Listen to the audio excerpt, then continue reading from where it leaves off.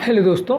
Food poisoning से बचने के लिए क्या है इम्पोर्टेंट, उसके क्या इम्पोर्टेंट टिप्स है, आज इस पर बात करेंगे। फूड पॉइजनिंग यानी खाना खाने के बाद यदि किसी व्यक्ति को उल्टी, दस्त होना, फीवर होना, हाथ पाँव में दर्द होना, इस तरह के सिम्टम्स होते हैं, इसे हम फूड पॉइजनिंग की कैटेगरी में मानते हैं। लेकिन क्या क्या हम कर सकते हैं इससे बचने के लिए, इस इम्पोर्टेंट प्रॉब्लम जो कि काफ़ी कॉमन है खासकर ट्रॉपिकल कंट्रीज़ में, इससे बचने के लिए हम क्या कर सकते हैं, आज इस पर बात करेंगे।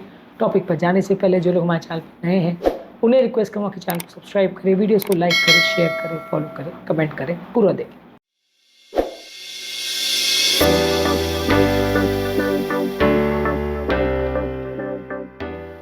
सबसे पहले अपने हाथों की और अपने यूटेंसिल्स की साफ़ सफाई का विशेष ध्यान रखिए। खाना बनाने से पहले या खाना खाने से पहले हाथों की प्रॉपर सफाई रखिए, उनको प्रॉपर सोप सोल्यूशन से क्लीन करिए। बाथरूम वगैरह यूज़ करने के बाद भी और जानवरों को टच करने के बाद भी अपने हाथ पाँव को प्रॉपरली क्लीन करिए। इससे आपके जो हाथों पाँव में जो गंदगी है वो खाने में जाने का चांस कंपेरेटिवली कम हो जाएगा, जर्म्स के खाने में जाने का चांस कम हो जाएगा। खाना बनाते समय और खाते समय दोनों का इसका ध्यान रखना ज़रूरी है। इसके अलावा बर्तनों की भी प्रॉपर सफाई का ध्यान रखिए। जो बोर्ड्स में आप कट कर रहे हैं, जो आप सोप सॉल्यूशंस वगैरह यूज़ कर रहे हैं, जो आप नाइफ्स या बाकी इक्विपमेंट यूटेंसिल्स यूज़ कर रहे हैं, वो सारी चीज़ों का अपनी विशेष ध्यान रखिए। ये सारे बर्तन प्रॉपरली साफ होने चाहिए। यदि नहीं होते हैं तो इन्फेक्शन या बीमारी का चांस बढ़ जाता है। इसके अलावा कोशिश करिए कि अलग अलग तरह के फूड आइटम्स को सेपरेट रखिए, चाहे वो मीट हो, पोल्ट्री हो, सी फूड हो, अंडे हो, वेजिटेरियन खाना हो, सारी चीज़ों को सेपरेट रखें, सबके मसालों को सेपरेट रखें तो ज़्यादा अच्छा है। इसके अलावा सारी चीज़ों के लिए सेपरेट कटिंग बोर्ड्स और यूटेंसिल्स का प्रयोग करें तो ज़्यादा अच्छा है। खासकर जो ready to eat food products हैं उनके लिए इस तरह का सेपरेशन रखें तो ज़्यादा अच्छा है, क्योंकि हर चीज़ों में अलग अलग कीटाणु होने का चांस रहता है जो कि एक दूसरे को क्रॉस कंटामिनेट कर सकते हैं। तो ये सारी चीज़ों को अलग रखें तो ज़्यादा अच्छा है। इसके अलावा जो भी चीज़ों को आप पका रहे हैं ज़्यादा हायर टेम्परेचर पे उनको पकाएं जिसमें आपको कीटाणु के मर जाने की गारंटी हो। फूड थर्मोमीटर को यूज़ कर सकते हैं। यदि नॉनवेज फूड बना रहे हैं तो एटलीस्ट 71 डिग्रीज तक उनको हीट करिए, और यदि कोई खाने को अगर फिर से पका रहे हैं तो 74 डिग्री सेंटीग्रेड तक उसको पकाइए, यानी 165 डिग्री फ़ारेनहाइट से ऊपर उनको पकाइए तो ज़्यादा अच्छा है। अगर नॉनवेज आइटम पका रहे हैं तो 160 डिग्री फ़ारेनहाइट या 71 डिग्री सेंटीग्रेड तक उसको पकाएं तो ज़्यादा अच्छा है। ओवरऑल आप सारी चीज़ों को प्रॉपर फूड थर्मामीटर से चेक करिए।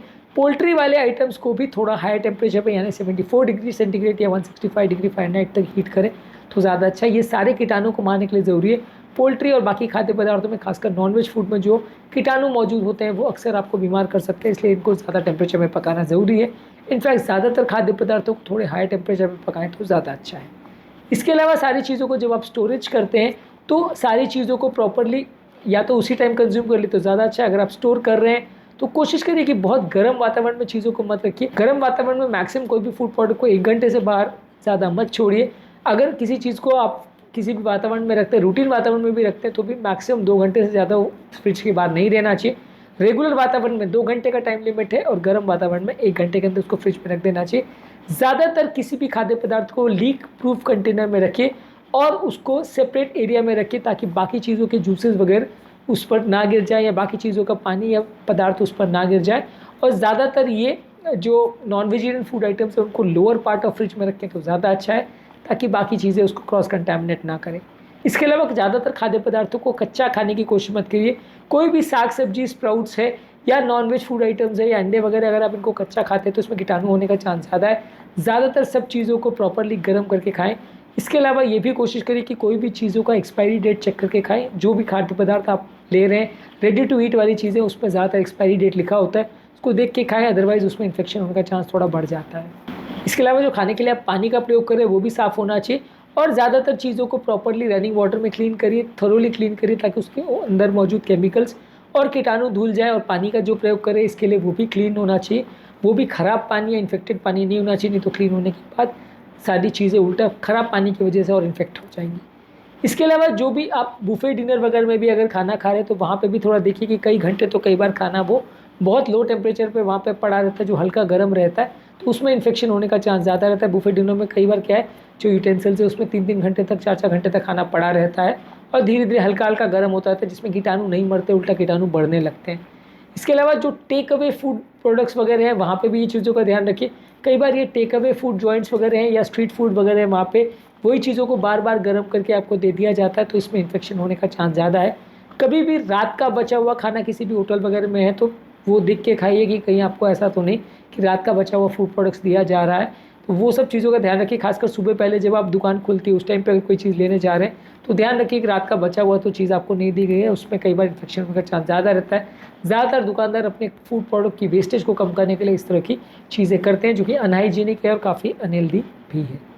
इसके अलावा आपको बीमारी के बारे में, उसके रूल्स के बारे में, उसके सिम्टम्स के बारे में, उसके साइड इफ़ेक्ट्स और सारे इश्यूज़ के बारे में प्रॉपर जानकारी होनी चाहिए। आपको और आपके कुक को सारी चीज़ों के बारे में प्रॉपर एजुकेशन होना ज़रूरी है। ये सारी चीज़ों के बारे में लापरवाही यदि आप या आपका कुक कोई भी करता है तो आपको खाने के दौरान या बनाने के दौरान इन्फेक्शन होने का चांस ज़्यादा है, जिससे फूड पॉइजनिंग होने का चांस बढ़ जाता है। तो आप ये सारे पॉइंट्स का यदि ध्यान रखेंगे और अपने आप को और अपने फैमिली मेम्बर्स को प्रॉपर एजुकेट करेंगे तो बीमारी होने का चांस थोड़ा कम रहेगा।